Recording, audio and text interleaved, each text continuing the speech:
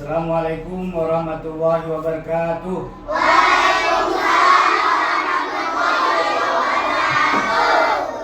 Sehat semuanya adik-adikku? Alhamdulillah. Nah, bagaimanapun kita senantiasa bersyukur kepada Allah atas segala nikmat kita, atas segala kesehatan kita. Untuk selanjutnya kami persilakan untuk membaca doa. Silakan maju yang biasa piket pada hari ini. Semuanya siap? Siap. Beri salam kepada Pak Guru. Assalamualaikum warahmatullahi wabarakatuh. Waalaikumsalam warahmatullahi wabarakatuh. Mari teman-teman kita baca doa.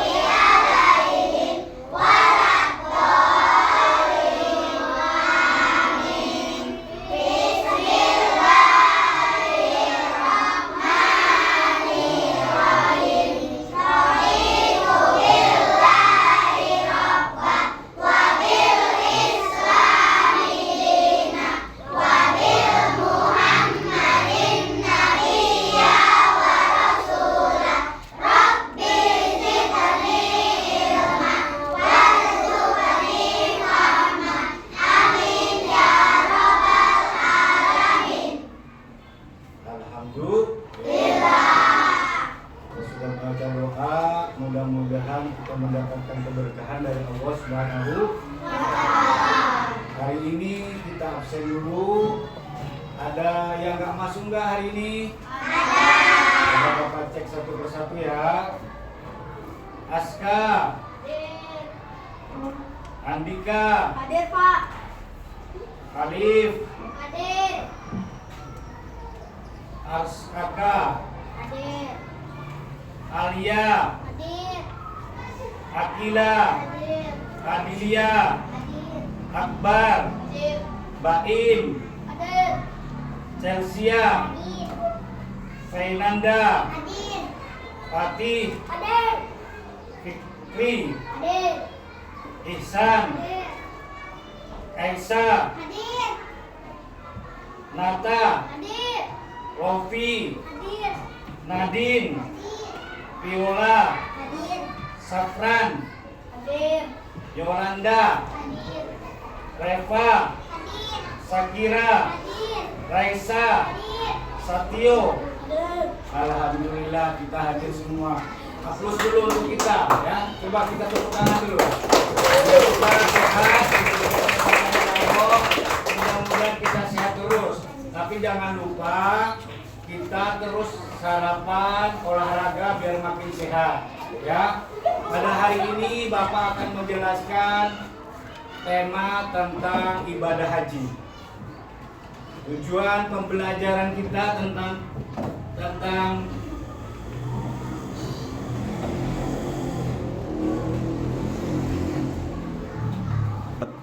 ya, selanjutnya anak-anakku sekalian, kita akan belajar tentang ibadah haji.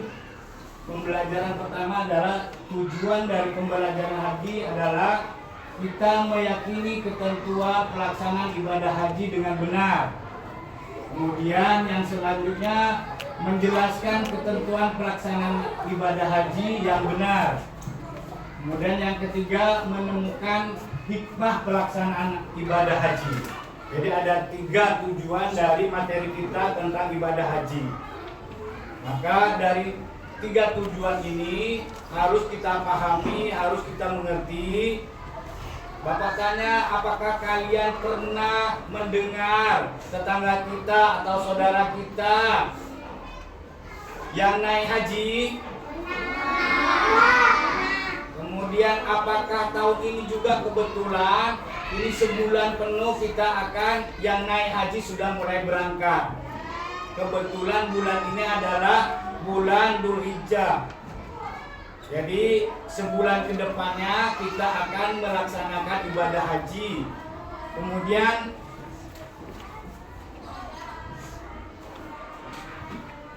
setelah itu, setelah kita tujuan belajar, kita jelasin kepada anak-anakku semua, maka kita akan masuk kepada materi pembelajaran kita.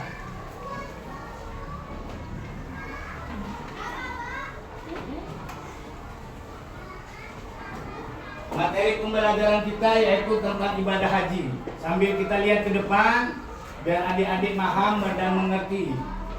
Ibadah haji pengertiannya, kata haji berasal dari bahasa Arab haja yuhaju hajun, yang berarti kosoda, yakni bermaksud berkunjung.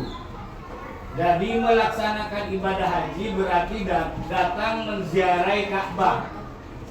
Jadi secara bahasa ibadah haji itu adalah berkunjung. Bisa dengar? Berkunjungnya kemana? Ke Ka'bah atau Baitullah. Itu secara bahasa. Secara bahasa haji adalah berkunjung atau berziarah kemana? Ke Ka'bah. Kemudian secara istilah kita mengatakan bahwa melaksanakan serangkaian ibadah haji dengan kuat secara fisik, kemudian juga finansialnya juga kuat. Itulah ibadah haji yang dilakukan secara berurutan. Nah, itulah pelaksanaan ibadah haji secara istilah. Maka konsep dasarnya ibadah secara pengertian haji sekali lagi adalah untuk beribadah kepada Allah. Kalau Bapak tanya rukun Islam yang keberapa naik haji? Kelima. Pinter, tepuk tangan dulu. Jadi ibadah haji termasuk rukun iman yang kelima. Kemudian kalau kelas 1 apa kalian ingat ada nyanyian tuh rukun Islam. Katakan rukun Islam yang pertama syahadat. Katakan rukun Islam yang kedua sholat. Ketiga zakat. Keempat puasa. Kelima naik haji bagi yang mampu. Hus. Itu di TK. Tapi kalian sudah kelas 3 mungkin udah kelas 5 berarti sudah mulai berubah. Ya, intinya nyanyian-nyanyian itu selalu ditanamkan masih dasar. Kemudian setelah itu kita akan menjelaskan tentang syarat wajib haji. Syarat wajib haji pertama adalah Islam. Jadi harus Islam. Pak, kalau misalnya yang nggak Islam boleh nggak Pak naik haji? Tidak boleh. Harus Islam dulu bisa naik haji.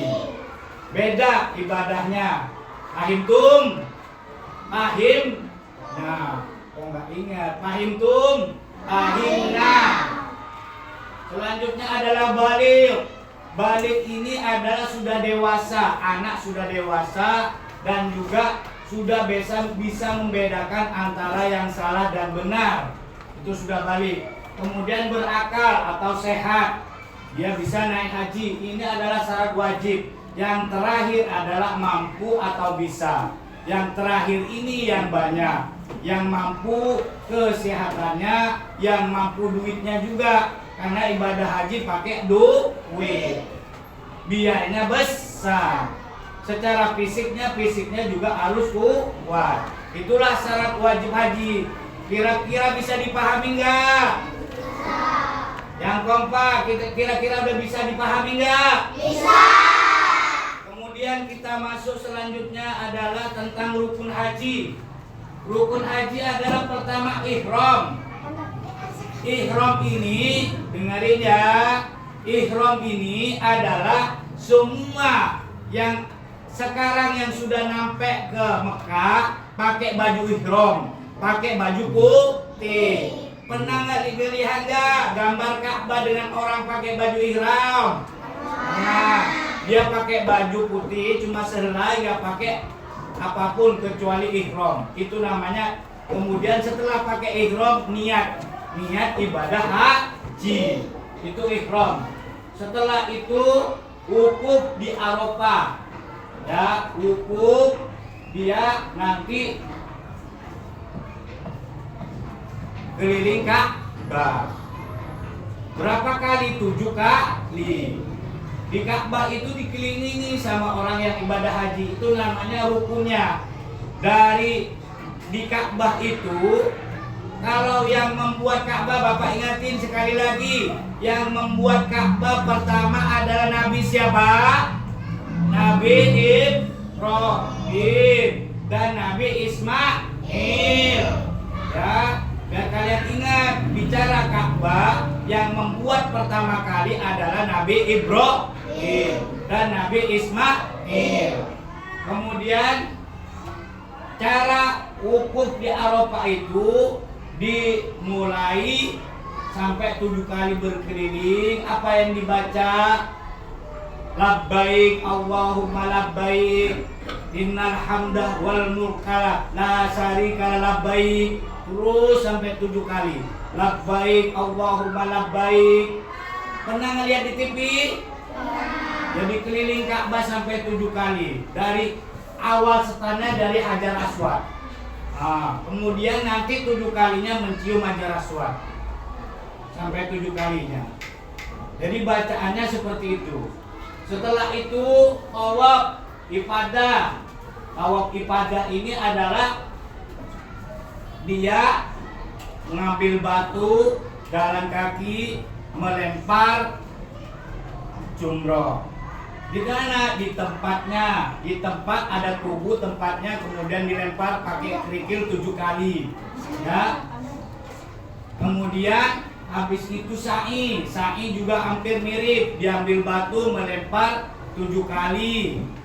Kemana dilemparnya? Dia mengingatkan kepada Nabi Ibrahim, yang waktu itu Nabi Ibrahim diperintahkan oleh Allah untuk menyembelih Nabi Ismail. Nabi Ismail disuruh sembelih sama Allah. Dapat perintah langsung dari Allah, hai Ibrahim, anakmu yang bernama Ismail disembelih. Kata Nabi Ibrahim itu karena perintah Allah. Kemudian Nabi Ibrahim melaksanakan itu. Tetapi sampai di jalan digoda sama setan. Hai Ibrahim, ngapain kamu kok bisa bodoh, mau bunuh anak kamu? Itu. Tapi Nabi Ibrahim ini adalah perintah Allah. Kalau sudah perintah Allah, maka harus dilaksanakan. Akhirnya dicontoh sampai sekarang sa'i dan marwah. Juga dalam sa'i ini ada ceritanya. Kenapa? Waktu lahirnya Nabi Ismail, ibunya Nabi Ismail bernama siapa? Siti Hajar. Diingat, istri Nabi Ismail, ibunya Nabi Ismail bernama Siti Hajar. Siti Hajar ini ditempatkan di padang mahsyar jauh dari masyarakat. Kemudian lahirlah Nabi Ismail. Singkat cerita, lahir Nabi Ismail dalam keadaan suci. Pas lahir bingung Siti Hajar. Bingung kenapa? Karena di padang mahsyar nggak ada air. Akhirnya pergi ke barat, kirain ada air. Ngelihat ke timur, kirain ada air. Ternyata nggak ada air. Dia lari-lari cari air biar membersihkan darahnya.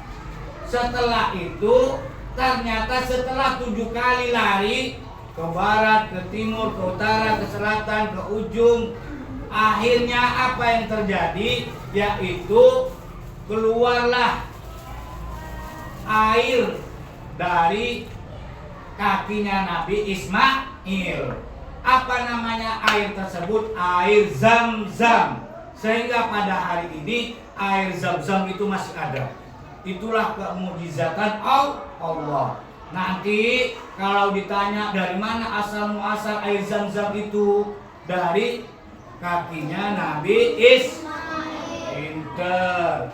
Kemudian terakhir rukun haji yang nomor 5 adalah tahallul.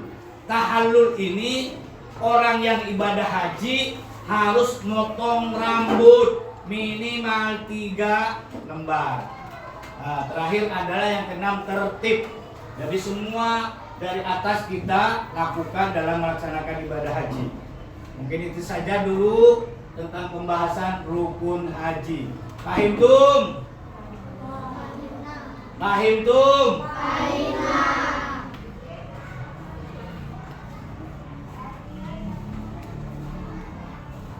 Tiga. Dan alhamdulillah kita sudah menjelaskan tentang rukun haji. Untuk selanjutnya kita berekspres, kita melakukan X-Rating dulu.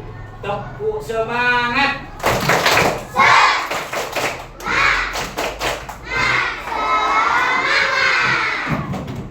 Tepuk anak soleh.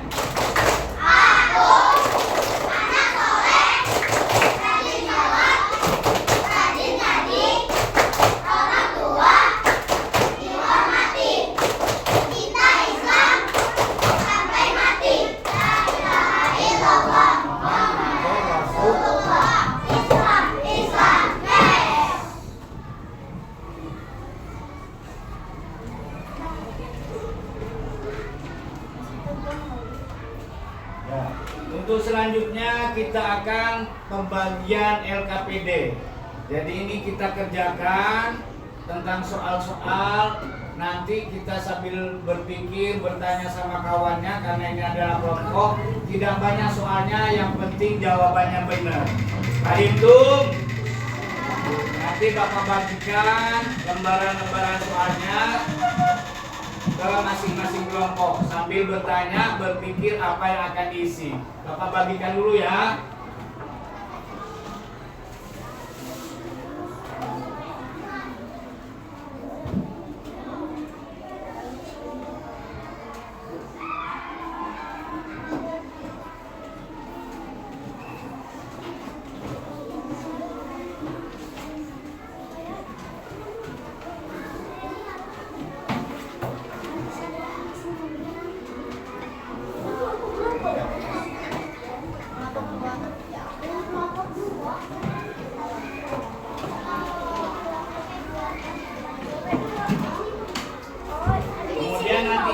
Isinya di sini ya, diisi di kertas ini ya. Nah, jawabannya cuma 2, apa soalnya cuma 2, diisi di kertas, ya. Ya. Terus jangan lupa nama kelompoknya ya. Ya kelas 5, kelas 5 aja. Udah nggak apa-apa.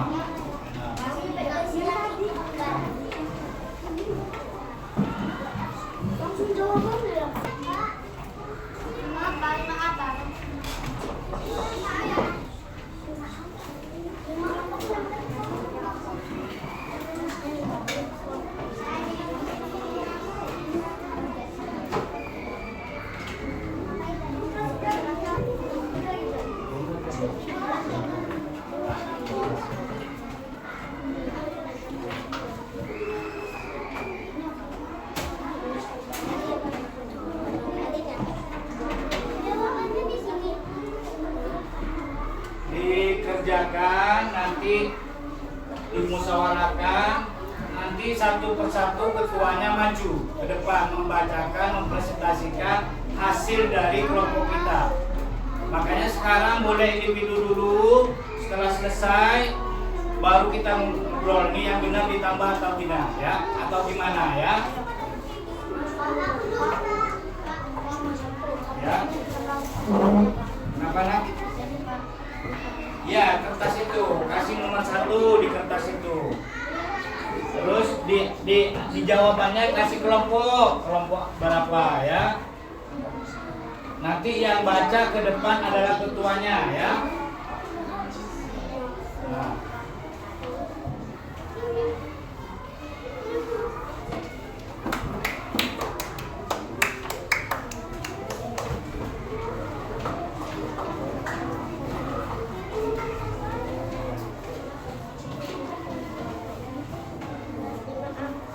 Jadi pertama adalah yang kita jelaskan dulu ya soalnya. Satu, mengapa ibadah haji wajib bagi yang mampu? Nah, kan Bapak sudah juga jelasin tadi mengapa ya ibadah haji wajib bagi yang mampu. Apa alasannya? Kalau cuma tataan enak kita berangkat ke tataan ibadah haji. Alasannya kenapa? Kalau misalnya cuma di Gading, berangkat semua, ya kan? Jadi buat alasannya, nanti musyawarahkan. Pertama apa? Kan gitu ya. Itu maksudnya. Jadi kemudian juga ditambahkan, karena di dalam ibadah haji itu banyak tidak sendiri orang Indonesia, ya. Banyak dari Arab, banyak dari Malaysia, dari Korea, dari Amerika, Eropa, semua kumpul ibadah haji. 3. Alhamdulillah sudah selesai semua. Kalau apa bermusyawarahnya? Sekali lagi udah selesai belum? Alhamdulillah dengan kerjasama kelompok berpikir tentang tugas yang kita terima, maka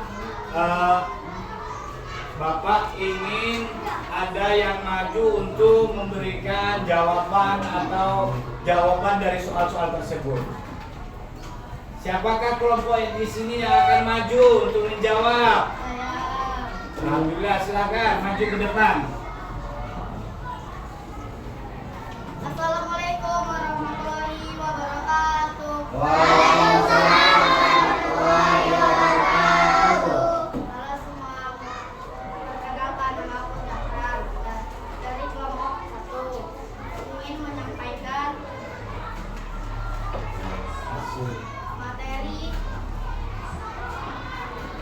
materi dari kelompok 1. Ya, pertama adalah soalnya dari Bapak tadi, mengapa ibadah haji wajib bagi yang mampu? Karena haji adalah ibadah yang membutuhkan kemampuan finansial, fisik dan spiritual yang benar. Nah, kemudian yang kedua, bagaimanakah nilai-nilai dalam ibadah haji yang bisa diterapkan dalam kehidupan kita sehari-hari? 1. Kesabaran. 2. Kesederhanaan. 3. Kebersamaan. 4. Pengabdian diri kepada Allah Subhanahu wa Ta'ala. Ya, aplaus untuk kita semua. Ya. Alhamdulillah, apa yang disampaikan, apa yang dijawab dari kelompok 1, alhamdulillah udah benar dan mudah-mudahan dapat kita aplikasikan dan dapat kita lakukan di kehidupan kita sehari-hari. Silakan balik lagi. Sekali lagi aplaus untuk kita semua ya. Satu, semangat.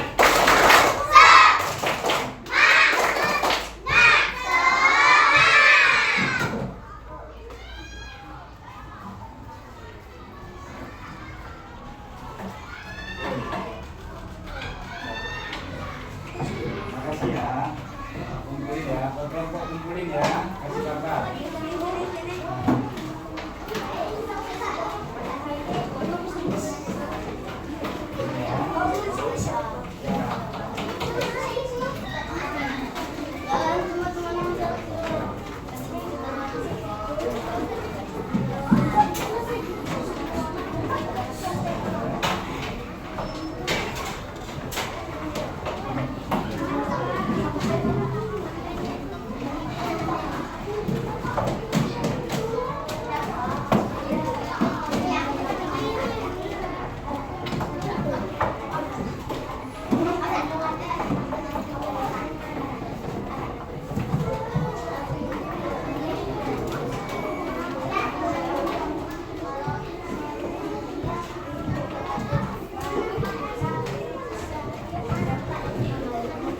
Kita sudah selesai mengumpulkan ya anak-anak semuanya ya semuanya.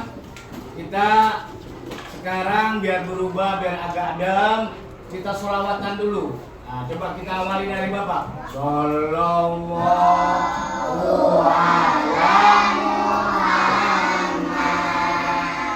Shallallahu ala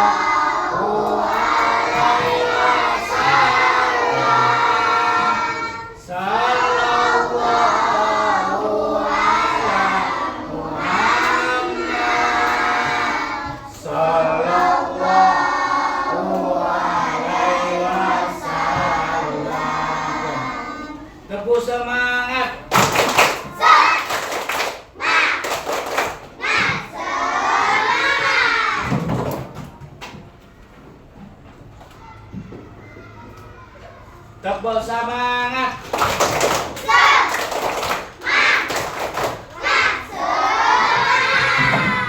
Alhamdulillah. Kita sudah selesai, tinggal kesimpulannya dari awal.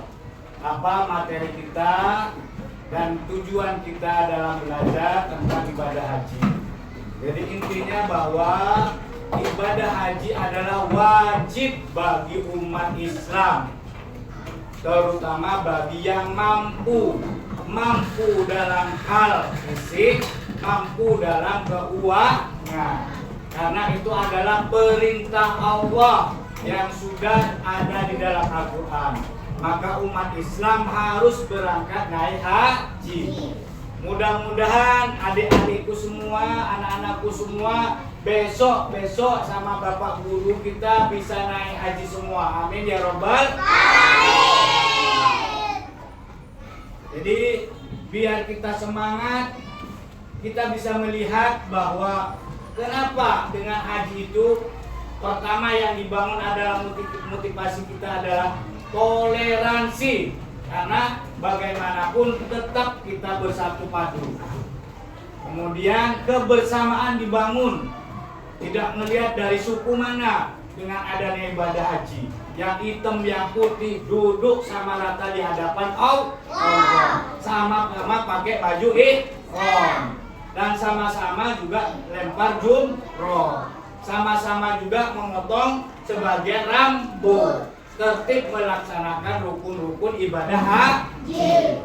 Jadi kita membuat semangat, kenapa? Dengan ikhlas kita selalu beribadah kepada Allah sesuai dengan perintahnya, bahwa kita diciptakan oleh Allah untuk beribadah kepada Allah Subhanahu wa ta'ala.